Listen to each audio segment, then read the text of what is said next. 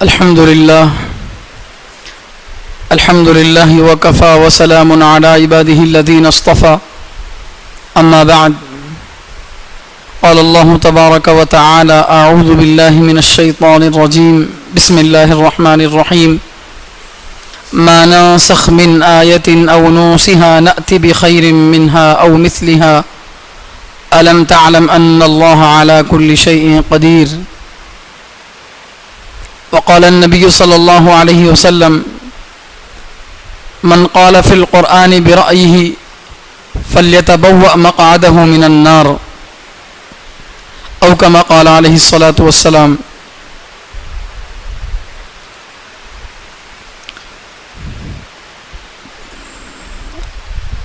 قرآن کریم کو شروع کرنے سے پہلے کچھ بنیادی باتیں آپ کے سامنے گزشتہ 3 جمعوں سے آ رہی ہیں۔ انشاءاللہ یہ آخری جمعہ ہے، اس کے بعد آئندہ جمعہ میں انشاءاللہ باقاعدہ قرآن پاک شروع ہو جائے گا۔ اب تک کی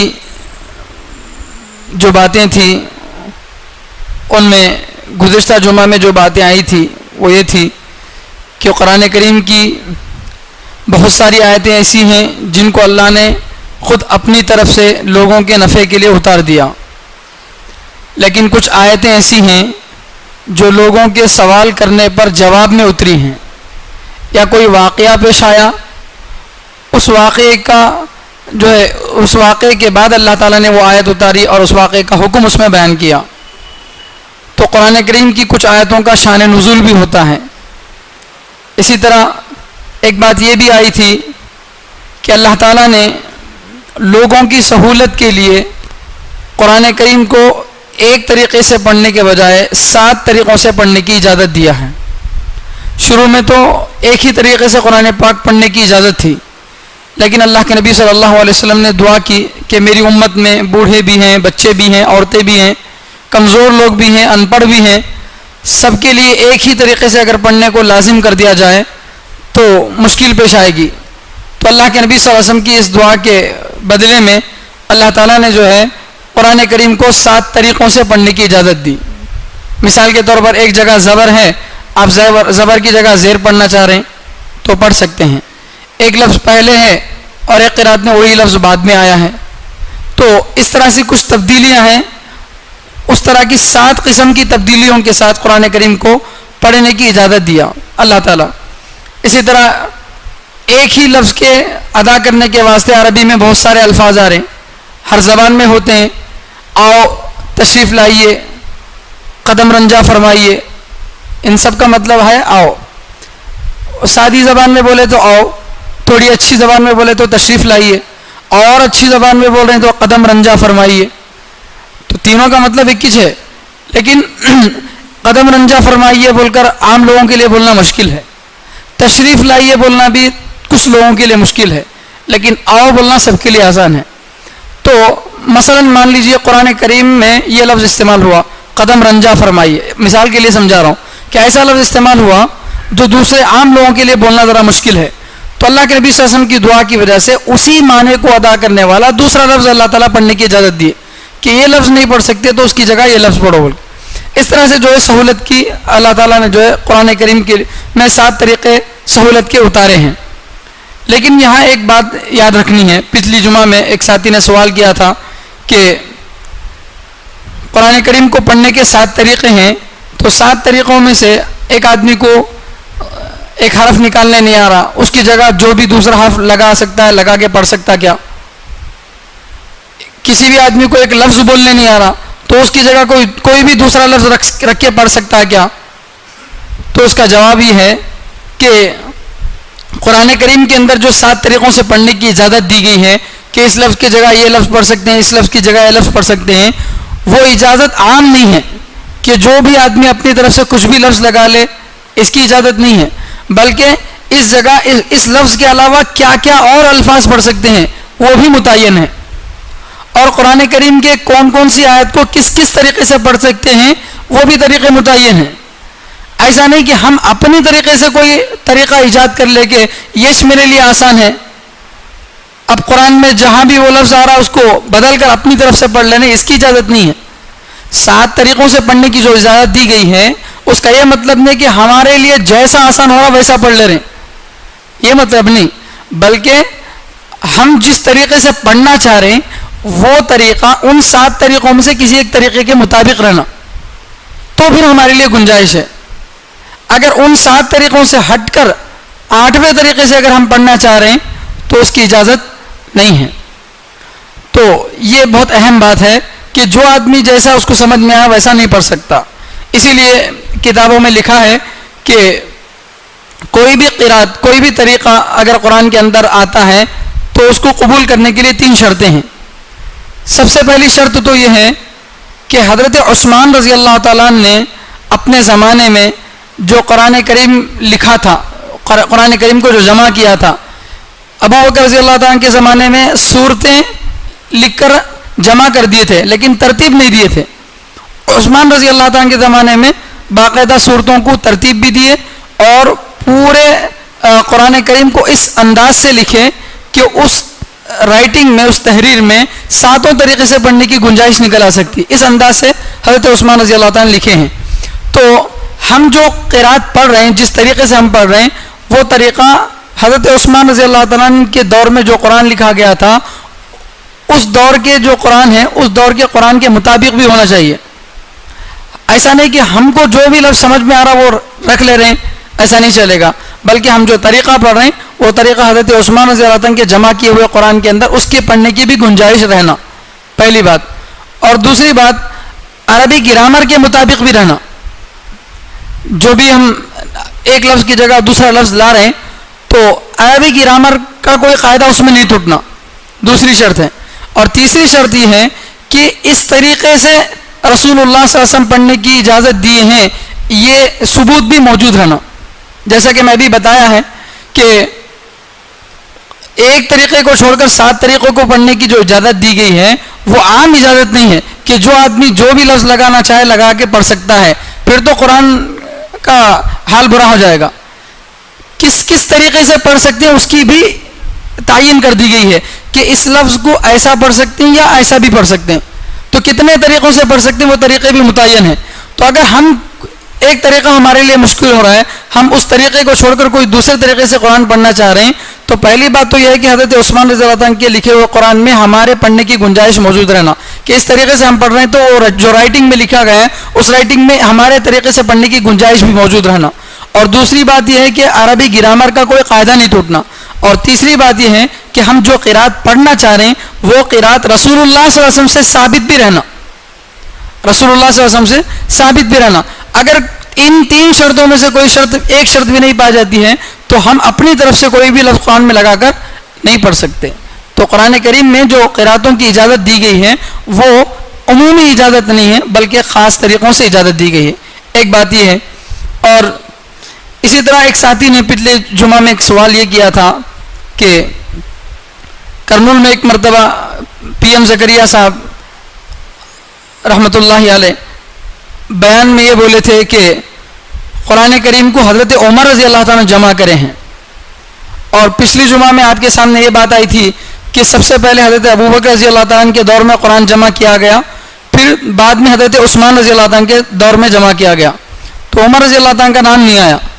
تو انہوں نے یہ پوچھا کہ پی ایم زکریا صاحب تو بولے کہ عمر رضی اللہ تعالیٰ جمع کرے اور تمہیں بول رہے ہیں کہ ابو بکر رضی اللہ تعالیٰ یا عثمان رضی اللہ تعالیٰ جمع کرے ہیں۔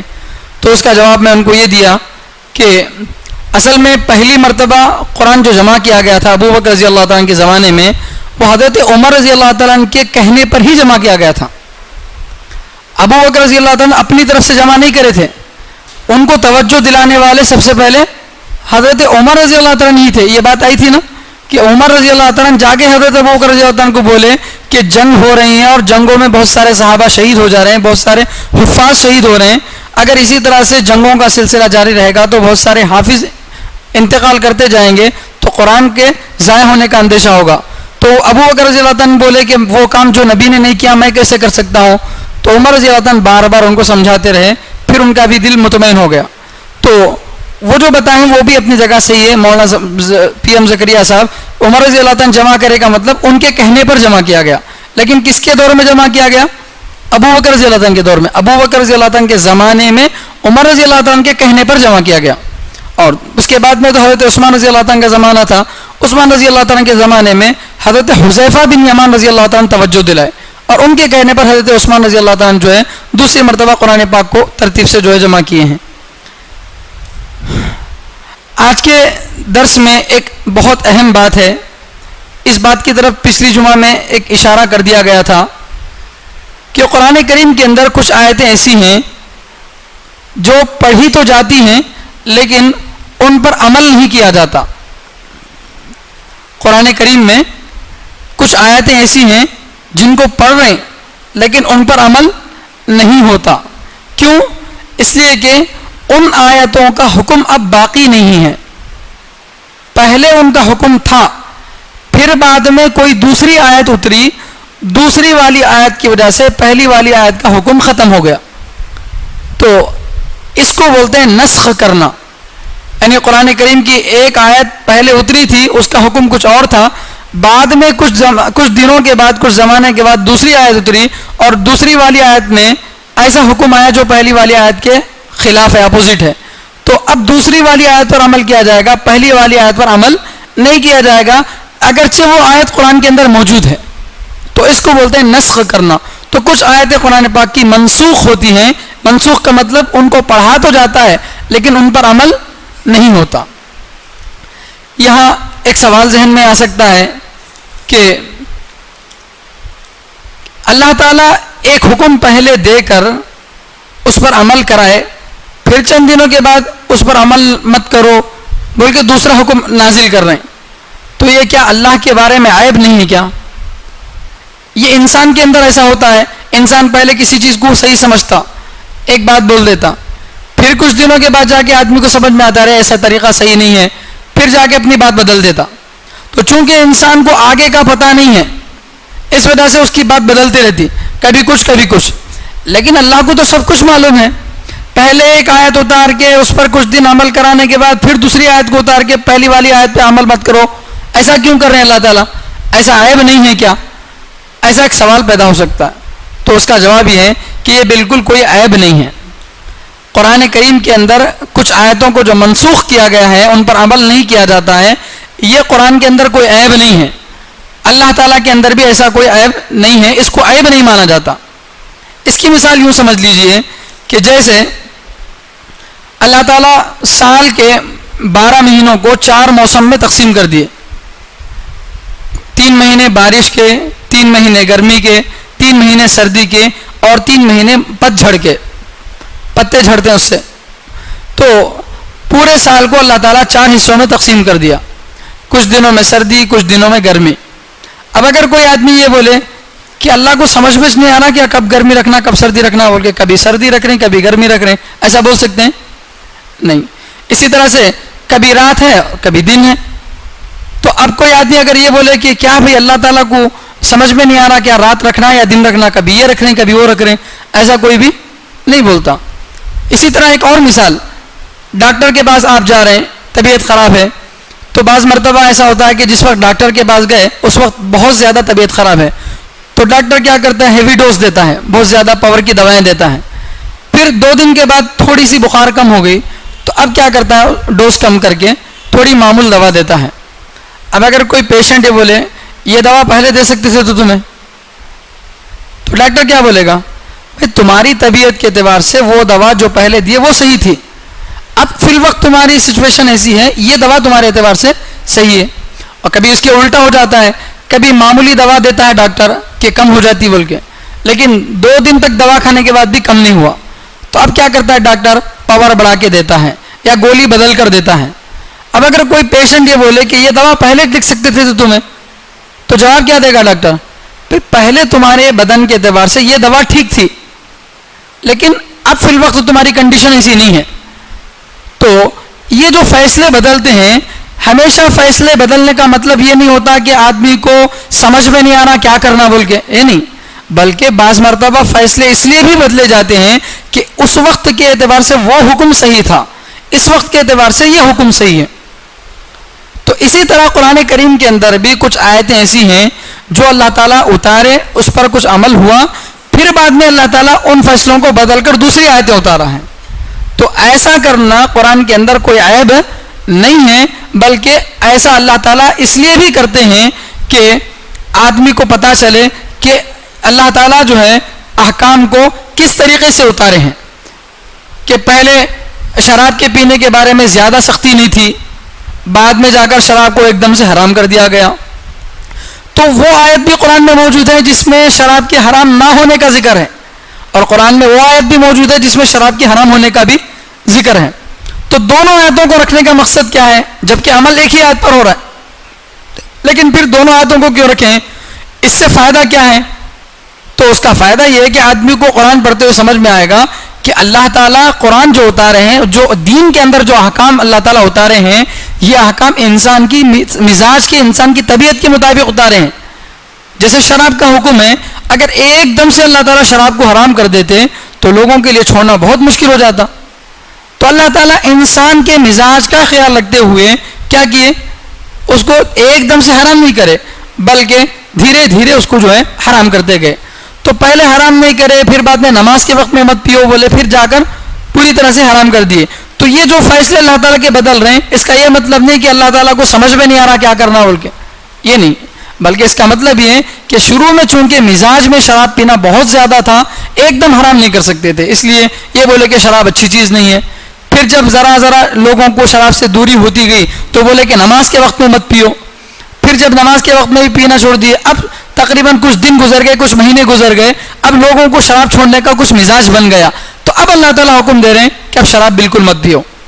تو یہاں پر جو اللہ تعالیٰ کے فیصلے بدل رہے ہیں وہ لوگوں کے مزاج کے اعتبار سے بدل رہے ہیں. اس کا یہ مطلب نہیں کہ اللہ تعالیٰ کو پہلے سمجھ میں نہیں آیا تھا کیا کرنا بول کے، اس لیے پہلے ایک حکم دے دیے، پھر بعد میں جا کر سمجھ میں آیا ارے یہ کرے تو اچھا تھا بول کے پھر بعد میں حکم دیا، ایسا نہیں ہے. تو بہرحال قرآن کریم کے اندر جو ہے منسوخ آیتیں موجود ہیں، یعنی ایسی آیتیں موجود ہیں جن کو پڑھا تو جاتا ہے لیکن ان پر عمل نہیں کیا جاتا. ایسی آیتیں پوری قرآن کے اندر 5 ہیں، اور اللہ تعالیٰ قرآن کریم کے اندر کچھ آیتیں منسوخ کرتے ہیں، اس کا ذکر خود اللہ قرآن میں کرے ہیں. میں جیسا کہ ابھی شروع میں آیت پڑھا ہوں، مَا نَاسِخْ مِنْ آیَةٍ أَوْ نُنْسِهَا نَأْتِ بِخَيْرٍ مِّنْهَا أَوْ مِثْلِهَا، کہ اللہ تعالیٰ فرماتے ہیں کہ ہم کسی آیت کو منسوخ کرتے ہیں یا کسی آیت کو بھلا دیتے ہیں تو اس سے بہتر یا اس کے برابر کوئی دوسری آیت لے کر آتے ہیں. تو خود قرآن میں اللہ تعالیٰ یہ فرما رہے کہ میں کوئی حکم نازل کرنے کے بعد اسے ختم بھی کر سکتا ہوں. تو جب خود اللہ تعالیٰ کہہ رہے ہیں کہ میں خود قرآن کے اندر منسوخ کر سکتا ہوں، تو اب ہماری عقل کو دوڑانے کی ضرورت نہیں ہے، اور اس کا مقصد اور اس کا فائدہ کیا وہ آپ کے سامنے آ گیا ہے. تو قرآن کریم کے اندر کچھ آیتیں ایسی ہیں جن پر عمل نہیں ہوتا لیکن ان کو پڑھا جاتا ہے. سب سے پہلی آیت ہے 2 پارے میں سیقول کے اندر، کتب علیکم اذا حضر احدکم الموت ان ترک خیرا الوصیۃ للوالدین والاقربین بالمعروف حقا علی المتقین. اس آیت میں اللہ تعالیٰ یہ بول رہے ہیں کہ اگر کسی آدمی کے مرنے کا وقت قریب آ گیا تو وہ آدمی اپنے ماں باپ کے لیے اور اپنے رشتہ داروں کے لیے وصیت کر کے ضرور مرے. وصیت کرنا فرض تھا. مرتے وقت میں جو بات بتائی جاتی ہے اس کو وصیت بولتے ہیں.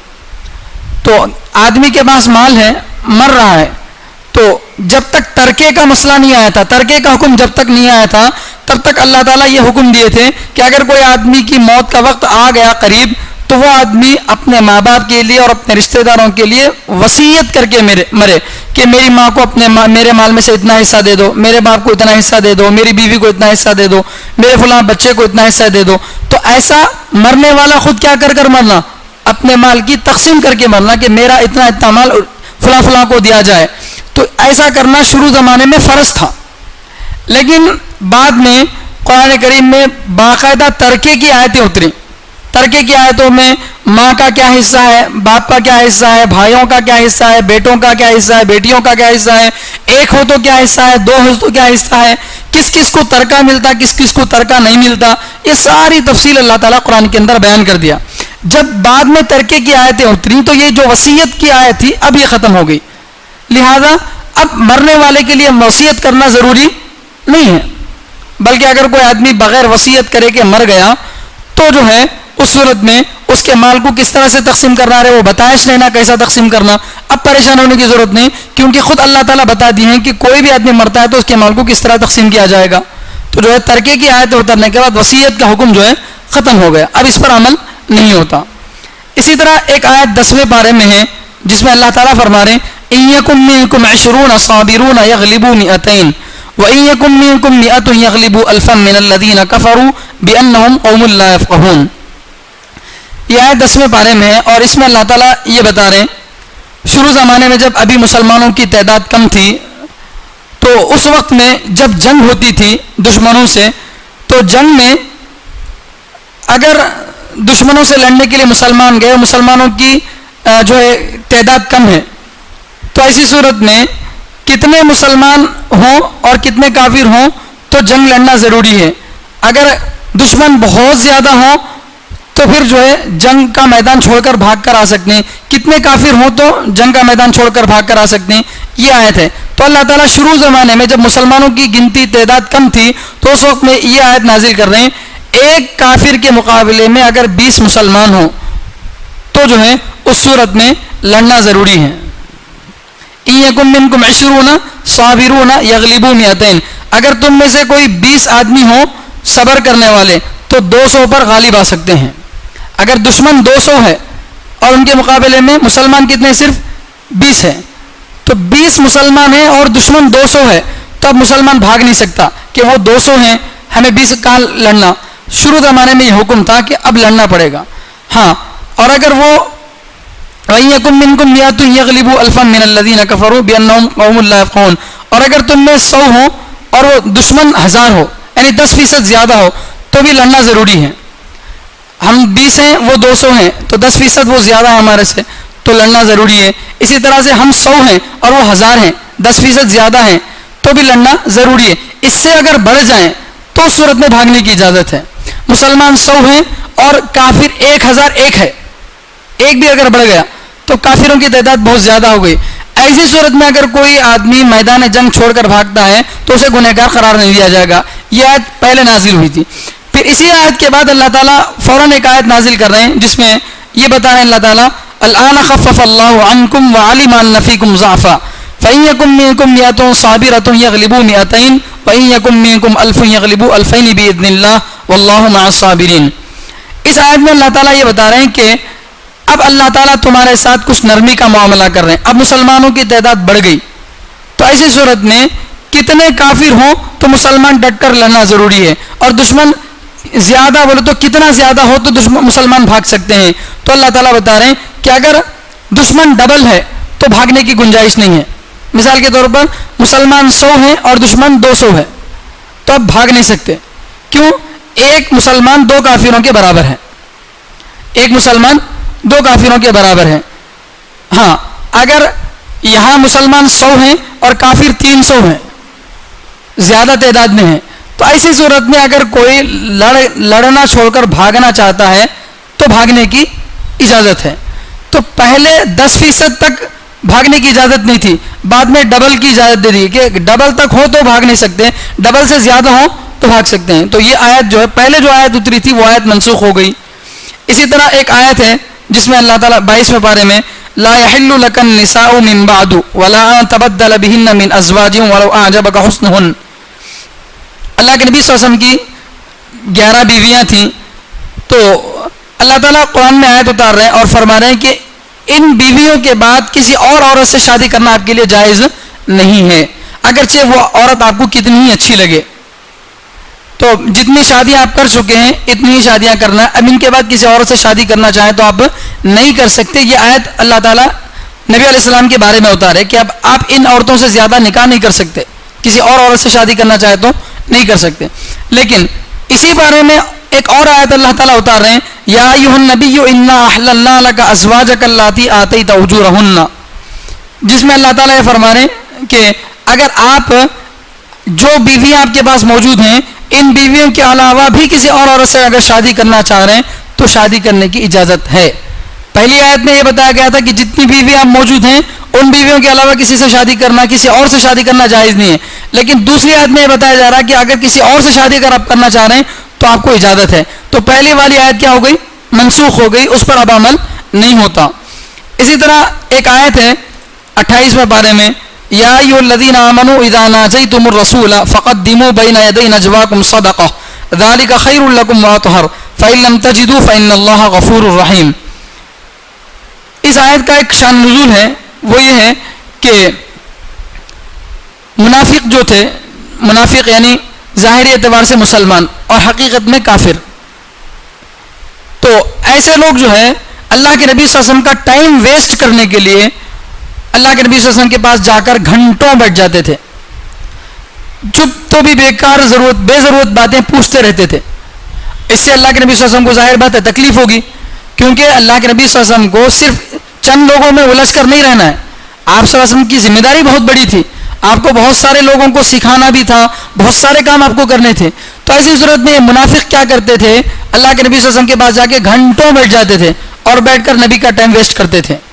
तो ऐसे वक्त में अल्लाह ताला एक आयत उतारे और फरमा रहे हैं कि अगर कोई आदमी नबी अलैहिस्सलाम से अकेले में बात करना चाहता है तो उस आदमी के लिए नबी से बात करने से पहले फीस देना ज़रूरी है, सदका करना ज़रूरी है। नबी अलैहिस्सलाम से अगर अकेले में बात करना चाह रहे हैं तो नबी से बात करने को जाने से पहले बाहर किसी को सदका करके जाना ज़रूरी है। ये आयत उतरी और इस आयत पर सिर्फ हज़रत अली रज़ी अल्लाह तआला अमल करे और फिर थोड़ी ही देर के बाद वो आयत ख़त्म हो गई, मनसूख हो गई। फिर अल्लाह ताला ये आयत उतारे, आशफ़क़्तुम तुक़द्दिमू बैना यदै नजवाकुम सदक़ात फ़इज़ लम तफ़अलू व ताबल्लाहु अलैकुम फ़अक़ीमुस्सलाता व आतुज़्ज़काता व अतीउल्लाह व रसूला। इसी पारे में, इसी सूरे में आगे दूसरी आयत अल्लाह ताला उतार रहे हैं जिसमें इस बात की इजाज़त दे रहे हैं कि अगर कोई आदमी अल्लाह के नबी सल्लल्लाहु अलैहि वसल्लम के पास जाने से पहले सदका करने की उसके पास ताकत नहीं, जैसा कि कुछ गरीब सहाबा थे, उनके पास खाने पीने को भी कुछ नहीं था, अल्लाह के नबी सल्लल्लाहु अलैहि वसल्लम से कुछ ज़रूरी बात भी करना चाहते थे तन्हाई में जाकर, तो सदका करना ज़रूरी हो जाता, लेकिन वो लोग सदका करने की उनके पास ताकत नहीं थी। तो अल्लाह ताला जो है बाद में इजाज़त दे दी है कि बगैर सदका करे कि भी नबी अलैहिस्सलाम से तन्हाई में बात करना चाहो तो बात कर सकते हैं। तो बाद वाली आयत से पहले वाली आयत क्या हो गई, मनसूख हो गई। अब यहाँ इन आयतों का फ़ायदा क्या हुआ, एक ही हुक्म अल्लाह ताला उतार रहे हैं और फिर फ़ौरन उस हुक्म को ख़त्म कर रहे हैं। इसका मकसद क्या है, मकसद ये है कि अगरचे हुक्म ख़त्म हो गया लेकिन इससे क्या होगा, अल्लाह के नबी सल्लल्लाहु अलैहि वसल्लम के पास कोई भी अगर बात करने के लिए जाना चाह रहा है तो 10 मरतबा सोचेगा कि मैं जो बात करने के लिए जा रहा हूँ वो ज़रूरी बात है या नहीं है। बहुत ज़्यादा ज़रूरी बात है तो मैं नबी के पास अकेले में बात करना, और इसी तरह से जितनी ज़रूरत है उतनी देर में बात करके निकल जाना, इसलिए कि अल्लाह के नबी सल्लल्लाहु अलैहि वसल्लम को और भी बहुत सारे काम होंगे। तो पहली वाली आयत को अगरचे ख़त्म कर दिया गया, उसका हुक्म ख़त्म कर दिया गया, लेकिन उससे इतना मैसेज मिलता है कि नबी अलैहिस्सलाम से बेकार बातें मत करो, ज़रूरत की और काम की बातें करो और मुख्तसर वक्त लो, ज़्यादा नबी का वक्त ज़ाया मत करो। तो आयत अगरचे मनसूख हो गई लेकिन उसका कुछ ना कुछ फ़ायदा होगा, पूरी तरह से वो आयत मनसूख नहीं हो जाती। हर आयत की जितनी भी आयतें अभी पीछे से आपको बताई गई हैं उन आयतों का हुक्म ख़त्म हो गया है, लेकिन उन आयतों से दूसरे बहुत सारे फ़ायदे हासिल होते हैं। जैसे पहली आयत के बारे में बताया गया वसीयत के बारे में, वसीयत करना ज़रूरी है, तो पहले वसीयत करना फ़र्ज़ था, अब वसीयत करना फ़र्ज़ नहीं है, लेकिन फिर भी आदमी को मरने से पहले अपनी जायदाद के बारे में बता देना चाहिए कि मेरा फ़लाँ घर, मेरी फ़लाँ कंपनी, मेरा फ़लाँ माल फ़लाँ ले ले बोल के जो है कुछ रहबरी करे, ताकि इनके इंतकाल के बाद बच्चे आपस में न लड़ें। होता है कि एक भाई ताकतवर है, एक भाई कमज़ोर है, तो जो ताकतवर है वो पूरा खींच लेता, बहनों को तरका नहीं मिलता, बीवी को, माँ को तरका नहीं मिलता। ऐसे बहुत सारे जुल्म होते हैं जिसकी वजह से अगर मरने आदमी अपनी ज़िंदगी में ही अपने बच्चों को बता दे कि बेटा तू फलां घर ले ले, तू फलां घर ले ले, तो ऐसा अगर करके उनको अपनी ज़िंदगी में ही सबको सेट करके चला जाए तो बहुत ज़्यादा बेहतर। अगरचे हुक्म मनसूख हो गया, फ़र्ज़ नहीं है, लेकिन अगर कोई आदमी अपनी ज़िंदगी में ही अपने बच्चों को सेट करके जाता है तो बहुत अच्छी बात है। तो उस आयत को ख़त्म कर दिया गया, इसका मतलब यह है कि वो फ़र्ज़ नहीं है, लेकिन उस पर कोई अमल करना चाहता है और वसीयत अपने ही ज़िंदगी में अपने बच्चों के लिए कुछ तकसीम करना चाहता है तो कर सकता है। यहाँ एक और मसला है कि एक चीज़ है तरका, जो मरने के बाद माल तकसीम होता है उसको बोलते हैं तरका। तो तरके में जो है माल किस एतबार से तकसीम होगा वो कुरान में अल्लाह ताला बता दिए, बेटी को कितना, बेटे को कितना, सबको कितना है वो अल्लाह ताला बता दिए हैं। लेकिन अगर कोई बाप अपनी ज़िंदगी में, अपनी सेहत के ज़माने में अपना माल तकसीम करता है, अपनी सेहत के ज़माने में अपना माल तकसीम करना चाहता है, तो वहाँ सब बच्चों को बराबर तकसीम करना पड़ेगा, बेटा बेटी का कोई फ़र्क नहीं होगा। तरके का जो मसला है, बेटी को सिंगल, बेटे को डबल, ये मसला कब है, ترکے کے اندر ہے. مر جانے کے بعد بیٹے کو ڈبل ملتا, بیٹی کو سنگل ملتا. لیکن اپنی زندگی میں ہی کوئی باپ اپنے بچوں میں مال تقسیم کر رہا ہے تو سب بچوں کو برابر تقسیم کرنا ضروری ہے. یہ جو ہے مسئلہ ہے. انشاءاللہ جب قرآن شروع ہوگا اس وقت یہ آیتیں آئیں گی اور بھی اس کی وضاحت آئے گی. تو بہرحال میں یہ بتانا یہ چاہتا ہوں کہ جو 5 آیتیں قرآن کے اندر منسوخ ہو گئی ہیں, وہ منسوخ ہونے کا مطلب یہ کہ ان پر عمل نہیں ہے, باقی نہیں ہے, لیکن ان آیتوں کا دوسرے اعتبار سے بہت سارے فائدے ہیں. اسی طرح ایک آیت ہے 29ویں پارے میں, یا ایھا المزمل قم اللیل الا قلیلا نصفہ او انقص منہ قلیلا. اس آیت میں اللہ تعالیٰ نبی علیہ الصلوۃ والسلام سے یہ کہہ رہے ہیں کہ اے نبی, آپ رات کے کم از کم آدھے حصے کو تہجد میں گزارو. آدھی رات کم سے کم تہجد پڑھنا ضروری ہے. رات اگر 12 گھنٹے کی ہے تو نبی علیہ السلام کتنے گھنٹے تہجد پڑھنا؟ کم از کم 6 گھنٹے کی تہجد پڑھنا. یہ شروع میں نبی علیہ السلام کے لیے حکم تھا, اور نبی علیہ السلام کے لیے تہجد فرض تھی. ہم سب کے لیے نفل ہے, لیکن نبی علیہ السلام کے لیے تہجد فرض تھی. تو شروع میں یہ حکم اللہ تعالیٰ دیے تھے کم از کم آدھی رات تہجد میں گزارو, لیکن بعد میں جا کر اللہ کے نبی صلی اللہ علیہ وسلم کے لیے سہولت دے دیے. اور اسی سورہ مزمل میں آگے اللہ تعالیٰ فرما رہے ہیں عَلِمَ أَن لَّن تُحْصُوهُ فَتَابَ عَلَيْكُمْ فَاقْرَؤُوا مَا تَيَسَّرَ مِنَ الْقُرْآنِ. آگے ہی اسی سورہ کے اندر, اسی پارے کے اندر اللہ تعالیٰ اجازت دے دیے کہ تمہارے لیے جتنا آسانی سے پڑھنا ممکن ہو اتنا پڑھو. جتنی طاقت ہو تہجد میں کھڑے ہونے کی اتنی طاقت میں, کوئی 10 منٹ پڑھ سکتا ہے پڑھو, کوئی 5 ہی منٹ پڑھ سکتا ہے تہجد پڑھو. کوئی ضروری نہیں آدھی رات یا گھنٹوں کھڑے ہو کر پڑھنا ضروری نہیں ہے. تو پہلے ایک آیت اللہ تعالیٰ نازل کرے, پھر بعد میں جا کر دوسری آیت نازل کرے, تو پہلے والی آیت کیا ہو گئی؟ منسوخ ہو گئی. تو اس طرح قرآن کریم میں 5 آیتیں ایسی ہیں جن کو پڑھا جاتا ہے لیکن ان پر عمل نہیں ہے. تو ان پر عمل نہ ہونے کی وجہ کیا ہے, سب آپ کے سامنے آ گئی ہیں. اس کے بعد ایک اور بات ہے قرآن کریم کے بارے میں, کچھ ضروری سوالات ہیں, ان سوالات کو بتانے کے بعد انشاءاللہ یہ بات ختم ہو جائے گی. وہ سوالات یہ ہیں کہ تفسیر جو کر رہے ہیں ہم لوگ, تفسیر سن رہے ہیں, تو قرآن پاک کی کسی آیت کا ترجمہ کرنے کے لیے یا قرآن پاک کی کسی آیت کا مطلب بتانے کے لیے عالم ہونا ضروری ہے کیا؟ یہ ایک سوال ایسا ہے جو ہر ایک کے ذہن میں پیدا ہوتا ہے. عالم ہے کیا تو بھی ٹھیکہ لے کے بیٹھ گئے کیا قرآن کا؟ انہوں سمجھانا کیا, دوسرے نہیں سمجھا سکتے کیا؟ ایسے سوالات بہت سارے لوگوں کے دلوں میں پیدا ہو سکتے ہیں. تو ایسے کچھ سوالات کا جواب جو ہے اس میں دیا گیا ہے. سب سے پہلے یہی سوال ہے کہ قرآن کریم تو پوری انسانیت کی ہدایت کے لیے اترا ہے, تو پھر ایسی صورت میں قرآن کریم کو کچھ لوگ ہی سمجھا سکتے ہیں, باقی لوگ نہیں سمجھا سکتے, علماء ہی سمجھا سکتے ہیں. علماء میں بھی سب علماء نہیں, جو بہترین صلاحیت والے ہیں اور جن کو بہت, میں اپنے بارے میں نہیں بتا رہا ہوں, بڑے بڑے علماء جیسے دارالعلوم دیوبند کے اندر, میں تو دوسروں کی کتابوں سے نقل کر رہا ہوں آپ کے سامنے, میں اپنی طرف سے تفسیر کی کوئی بات نقل نہیں کر سکتا, میرے پاس اتنا علم نہیں ہے. بڑے بڑے علماء جو ہیں وہ تفسیر کی کتابیں لکھتے ہیں. جیسے یہ تفسیر کی جو کتاب میں پڑھ رہا ہوں یہ حضرت مفتی تقی عثمانی صاحب کی کتاب ہے, تو یہ بہت بڑے عالم دین ہیں. ان کی کتاب کو پڑھ کر, اسی طرح اور بھی دوسرے بڑے بزرگوں کی کتابوں کو پڑھ کر میں آپ کے سامنے بتا رہا ہوں. میں اپنی طرف سے کوئی بات نہیں بتا سکتا حالانکہ میں عالم ہوں. تو اب سوال یہ پیدا ہوتا ہے کہ بھائی جب قرآن سب کی ہدایت کے لیے اترا ہے تو سب بھی اس کا مطلب بتا سکتے ہیں, کچھ لوگ ہی بتانا باقی لوگ نہیں بتانا, ایسا کیا ضروری ہے؟ علماء ٹھیکہ لے کر رکھیں ہیں کیا قرآن کا؟ ایسا ایک سوال عام طور سے ذہن میں پیدا ہوتا ہے. تو اس کا جواب ایسا آسان ہے, ہر کوئی دے سکتا ہے کہ بھئی یہ سوال تو اگر دنیا کے تمام فنون کے بارے میں کیا جائے تو کیا جواب ہوگا. مثال کے طور پر اگر کوئی آدمی یہ کہے کہ علاج کرنے کے واسطے ڈاکٹر ہی ضروری ہے کیا؟ کوئی بھی آدمی علاج نہیں کر سکتا کیا؟ گھر بنانے کے واسطے گراؤنڈر ضروری ہے کیا؟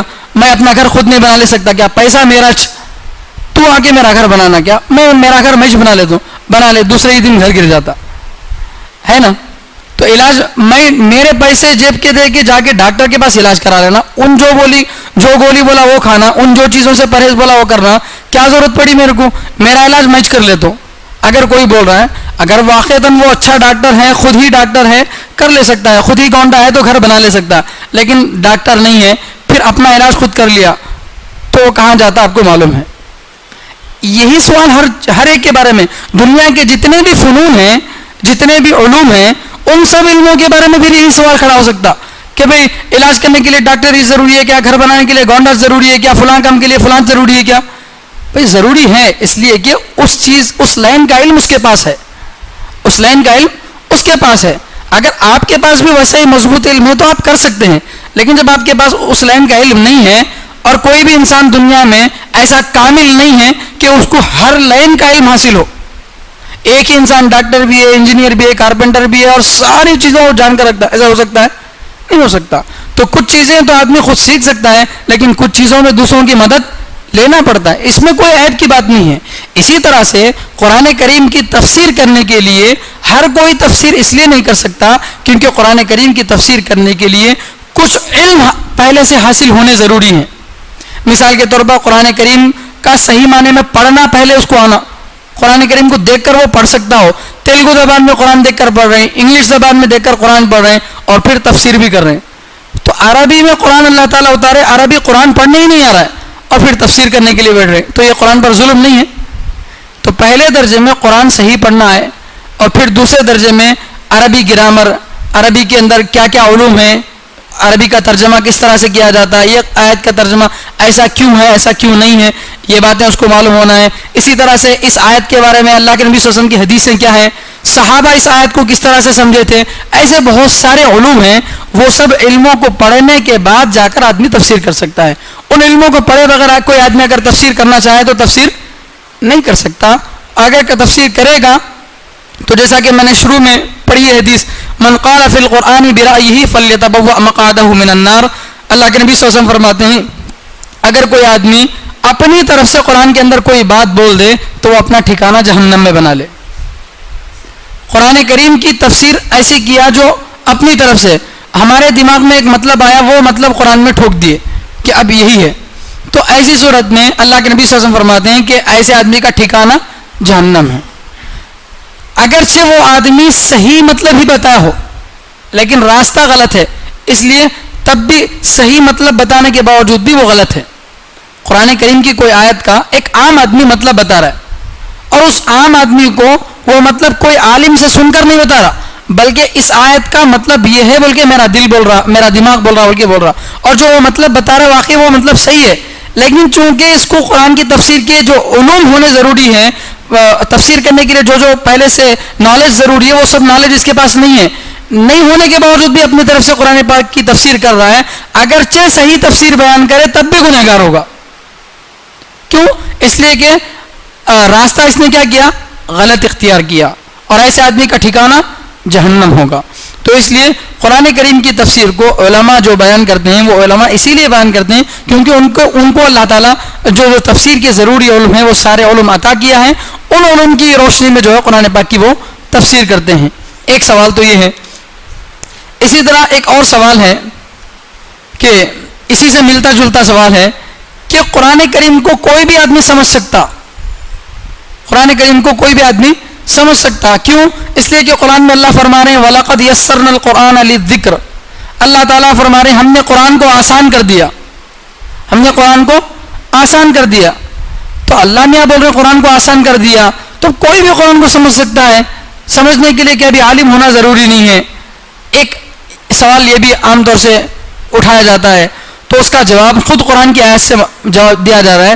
اللہ تعالیٰ جو فرما رہے ہیں وَلَقَدْ يَسَّرْنَا الْقُرْآنَ, ہم نے قرآن کو آسان کر دیا. کس کے لیے؟ للذکر, نصیحت حاصل کرنے کے لیے.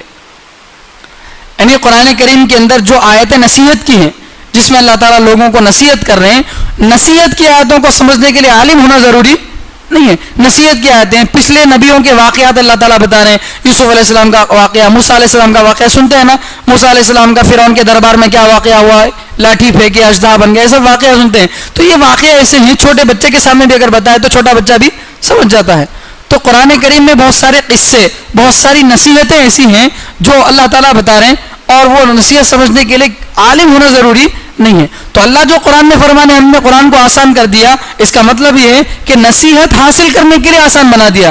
لیکن قرآن کریم میں بہت ساری آیتیں ایسی ہیں جن میں نصیحت نہیں کی گئی بلکہ جن کے اندر مسئلے مسائل بیان کرے ہیں کہ ترکے میں ماں کو کتنا ملنا ہے, باپ کو کتنا ملنا ہے, بیٹوں کی موجودگی میں ماں کو کتنا ملے گا, بیٹیوں کی موجودگی میں کیا ملے گا.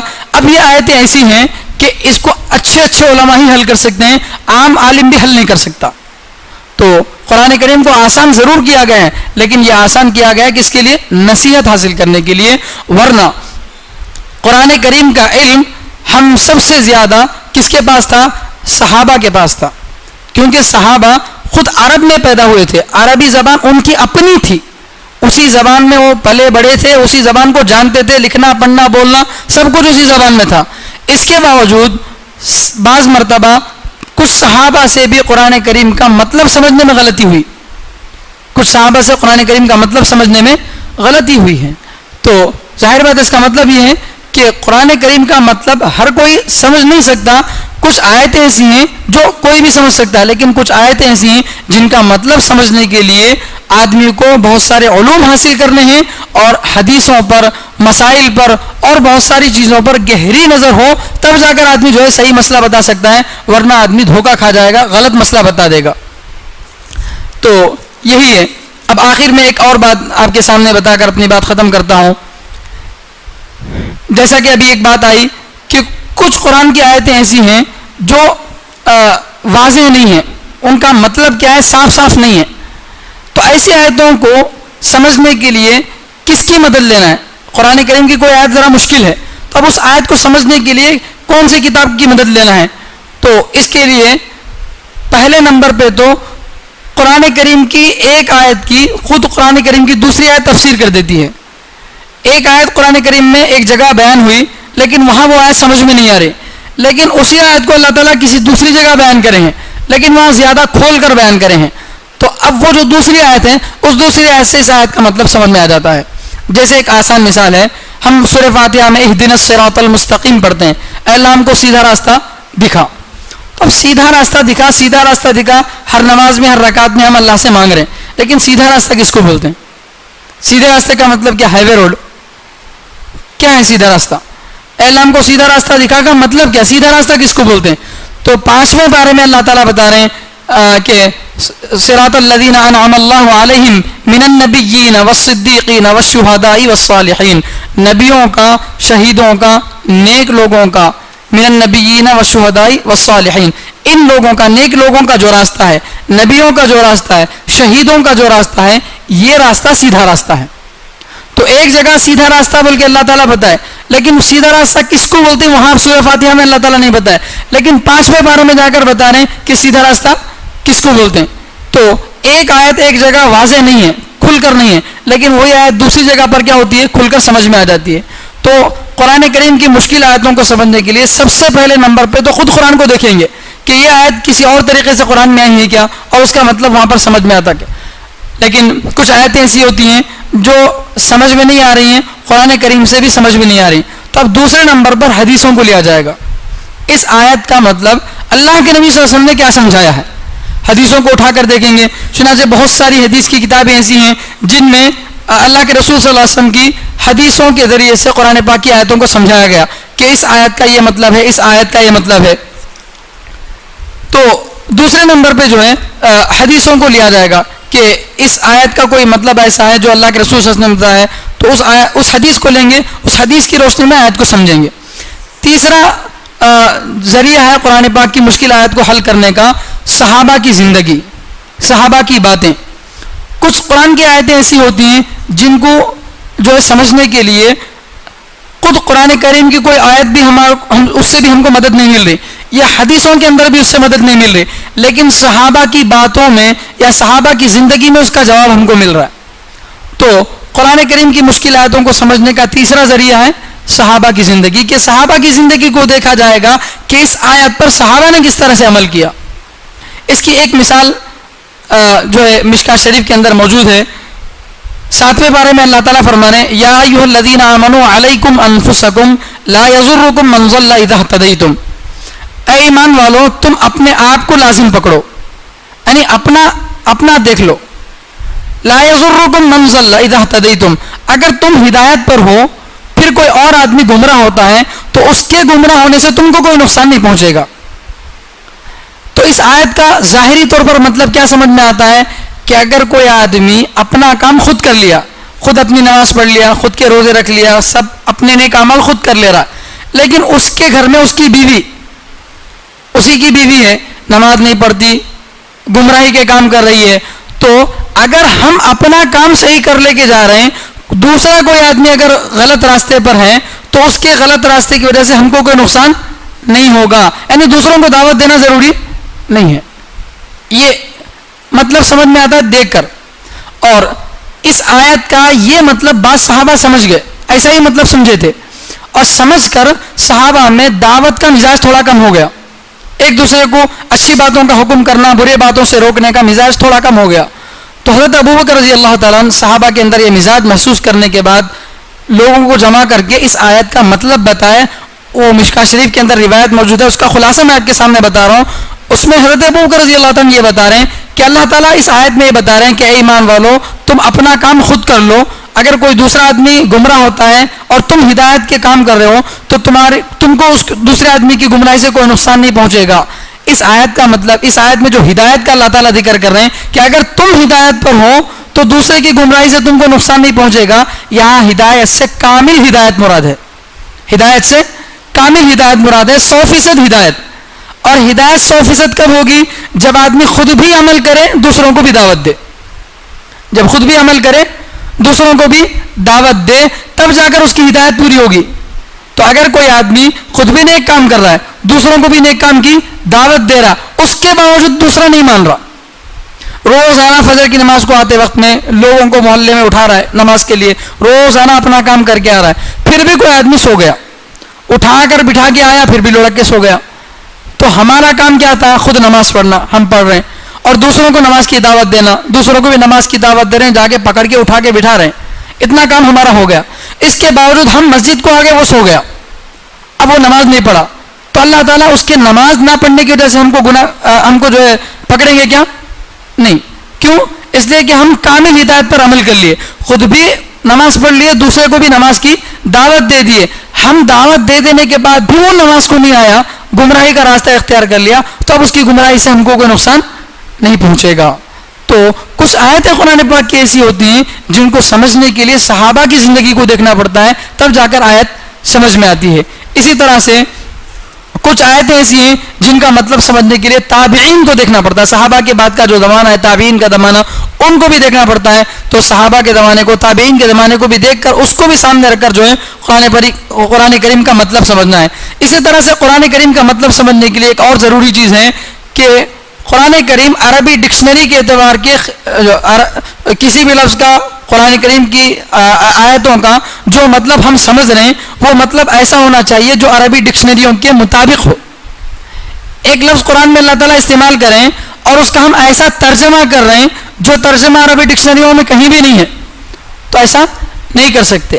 ہاں, اگر کوئی آیت ایسی ہے جس کا مطلب نہ ہم کو قرآن میں مل رہا ہے, نہ حدیث میں مل رہا ہے, نہ صحابہ کی زندگی میں مل رہا, نہ تابعین کی زندگی میں مل رہا ہے, ہم نہیں پڑھے یا ہم کو نہیں ملا, تو ایسی صورت میں اگر اہل علم جن کے پاس اللہ تعالیٰ نے بہترین علم دیا ہے, اگر وہ عربی ڈکشنری کو سہارا لے کر, عربی ڈکشنری کی مدد سے قرآن کریم کی اس آیت کا مطلب بتانا چاہے تو بتا سکتے ہیں. تو 5ویں نمبر پہ ہے. پہلے تو ان 4 چیزوں کو دیکھنا ہے, 5ویں نمبر پہ ہے. اور 6ویں نمبر پہ عقل سلیم, آدمی کی جو عقل اللہ تعالیٰ دیا ہے, صحیح عقل. ہر آدمی کی عقل معتبر نہیں ہے, بلکہ وہ عقل جو قرآن اور حدیث کے تابع بن کر چلتی ہو. شروع میں پہلی جمعہ میں یہ بات بتائی گئی تھی کہ کسی بھی چیز کا علم حاصل کرنے کے 3 ذریعے ہیں. پہلا ذریعہ 5 طاقتیں, آنکھ سے دیکھنا, کان سے سننا, زبان سے چکھنا, ناک سے سونگھنا اور ہاتھ سے پکڑنے کی طاقت. یہ 5 طاقتوں سے کوئی بھی چیز کا علم حاصل ہوتا ہے. لیکن کچھ چیزیں ایسی ہیں جن کا علم ان 5 طاقتوں سے حاصل نہیں ہو سکتا, اس کے لیے عقل کی ضرورت پڑتی ہے. جیسے کوئی آدمی آنکھ بند کر کے یہ نہیں بتا سکتا کہ مسجد کی جو دیوار ہے وہ سفید ہے یا کالی ہے, نہیں بتا سکتا. اسے دیکھنا پڑے گا, آنکھ سے دیکھنا پڑے گا, لیکن عقل کے ذریعے سے وہ آدمی بتانا چاہتا نہیں بتا سکتا. کچھ چیزیں ایسی ہیں جن کو آدمی دیکھ کر صرف اس کا حکم نہیں بتا سکتا. مثال کے طور پر مسجد کی دیوار کو دیکھا, مسجد کی دیوار سفید ہے, لیکن صرف آنکھ سے یہ فیصلہ نہیں کر سکتا کہ یہ دیوار خود بخود وجود میں آ گئی ہے, اس کو کوئی بنایا. اس کا فیصلہ کون کرے گی؟ عقل. عقل یہ فیصلہ کرتی ہے کہ یہ جو مسجد کی خوبصورت دیوار ہے, یہ دیوار خود بخود وجود میں نہیں آ گئی, بلکہ اس کو کوئی محنت کر کے ترتیب سے بنایا ہے. تو اس کا فیصلہ کون کرے گی؟ عقل کرے گی. تو کچھ فیصلے ایسے ہیں جو عقل کرتی ہے, اور کچھ فیصلے ایسے ہیں جو نہ 5 طاقتوں سے حاصل ہو سکتے ہیں نہ عقل سے حاصل ہو سکتے ہیں, بلکہ اس کے لیے کس کی ضرورت پڑتی ہے؟ وحی کی ضرورت پڑتی ہے, وحی کی ضرورت پڑتی ہے. چنانچہ اب ایک آدمی آنکھ سے دیکھ رہا ہے مسجد کو, مسجد کی دیوار سفید ہے, اور عقل سے سوچ رہا ہے کہ مسجد خود بخود نہیں بن گئی, اس کو کوئی بنایا ہے. عقل سے اتنی بات معلوم ہو گئی, لیکن عقل سے یہ آدمی یہ نہیں بتا سکتا کہ اس مسجد کو میں کیسے استعمال کروں گا تو اللہ خوش ہوں گے, کیسے استعمال کروں گا تو اللہ ناراض ہوں گے. یہ آدمی عقل سے بتا سکتا ہے کیا؟ نہیں بتا سکتا. کوئی آدمی کتنا ہی عقل پر زور ڈال لے, اپنی عقل سے فجر میں کتنی رکعت ہونی چاہیے بتا سکتا ہے؟ اور نماز کس ترتیب سے پڑھنی چاہیے اپنی عقل سے بتا سکتا ہے؟ نہیں بتا سکتا. ان چیزوں کا علم رسول اللہ صلی اللہ علیہ وسلم سے ہی ملے گا, قرآن سے ہی ملے گا. تو سب سے بڑا معلومات کا ذریعہ وحی. تو عقل سلیم کا مطلب وہ عقل جو قرآن اور حدیث کے تابع بن کر چلتی ہو. بہت مرتبہ ایسا ہوتا ہے کہ کچھ باتیں ہماری عقل میں سمجھ میں نہیں آتی, تو وہاں پر آدمی کا اصل امتحان ہوتا ہے کہ وہاں آدمی اپنی عقل کو بڑا مانتا ہے یا قرآن اور حدیث کو بڑا مانتا ہے. اگر وہاں پر آدمی ذرا قدم پھسل گیا, مجھے سمجھ میں نہیں آ رہا, میری عقل میں نہیں آ رہا بول کے اگر بول دیا اور قرآن و حدیث کو چھوڑ دیا تو پھر گمراہ ہو جائے گا. تو عقل سلیم, صحیح عقل, یہ بھی قرآن کریم کی تفسیر کا ایک ذریعہ ہے. قرآن کریم کی بہت ساری آیتیں ہیں, ان میں غور کرنے سے, عقل سے, صحیح عقل سے غور کرنے سے ان آیتوں کا مطلب کھلتا جاتا ہے کہ اس کا یہ بھی مطلب ہو سکتا ہے, اس کا یہ بھی مطلب ہو سکتا ہے. تو قرآن کریم کو سمجھنے کے لیے یہ 6 چیزیں ضروری ہیں. انشاءاللہ اور کوئی بات ضروری ہوگی تو تفسیر کے دوران بتائی جائے گی. یہاں تک جو باتیں ضروری تھیں وہ آپ کے سامنے آ گئی ہیں. اگر کسی ساتھی کو آج کے درس قرآن میں کوئی بات سمجھ میں نہیں آئی ہو یا کوئی بات معلوم کرنا چاہتے ہوں تو اذان کے بعد جو ہے مل سکتے ہیں, مل کر پوچھ سکتے ہیں. اللہ تعالی ہم سب کو کہنے سننے سے زیادہ عمل کرنے کی توفیق عطا فرمائے. سبحان اللہ بحمدہ, سبحانک اللہم وبحمدک, ونشہد ان لا الہ الا انت ونستغفرک ونتوب الیک. مختصر دعا کر لیں. الحمدللہ رب العالمین, اللهم لك الحمد كله ولك الشكر كله ولك الثناء كله ولك المجد كله علانيته وسره. اللهم لك الحمد حتى ترضى ولك الحمد بعد الرضا ولك الحمد إذا رضيت يا أرحم الراحمين. الہ العالمین, اے اللہ آپ بڑے مہربان ہیں, اے اللہ بڑے کریم ہیں, اے اللہ آپ 70 ماؤں سے بھی زیادہ محبت کرنے والے ہیں. اے اللہ رحم کا آپ نے اے اللہ حکم دیا ہے. میرے مولا ہم سب گنہگار ہیں, اے اللہ اپنے گنہگار ہاتھوں کو آپ کے سامنے پھیلائے ہیں. اللہ اپنے فضل سے, اپنے کرم سے ہم سب کو معاف کر دیجئے. اے اللہ ہمارے خاندان والوں کی مغفرت فرمائیے. اے اللہ ہمارے مرحومین کی مغفرت فرمائیے. اے اللہ ساری امت مسلمہ کے حال پر رحم فرمائیے. اے اللہ امت مسلمہ, اے اللہ اس وقت جن پریشانیوں سے گزر رہی ہے, اللہ اپنے فضل سے سب پریشانیوں کو دور فرمائیے. اے اللہ جو بیماریاں, جو مصیبتیں اے اللہ اس وقت امت میں موجود ہیں, اللہ سب پریشانیوں کو, سب بیماریوں کو ختم فرمائیے. اے اللہ اپنے فضل سے, اپنے کرم سے قرآن کریم کا صحیح علم ہم کو نصیب فرمائیے. اے اللہ ہماری اولاد میں قرآن کریم کے حفاظ پیدا فرمائیے. اے اللہ قرآن کریم کے علماء پیدا فرمائیے. اے اللہ ہمارے اولاد کے اندر بہترین مفتیوں کو پیدا فرمائیے. اے اللہ ہم چاہیں نہ چاہیں, اے اللہ ہماری نسلوں سے اللہ قرآن پاک کی حفاظت کی اللہ خدمت لے لیجئے. اے اللہ اس دعا کو اپنے لطف و کرم سے جناب رسول اللہ صلی اللہ علیہ وسلم کے صدقہ طفیل سے قبول فرمائیے. صلی اللہ تعالی علی خیر خلقہ سیدنا محمد و آلہ و اصحابہ اجمعین برحمتک یا ارحم الراحمین, والحمد للہ رب العالمین. سبحان اللہ.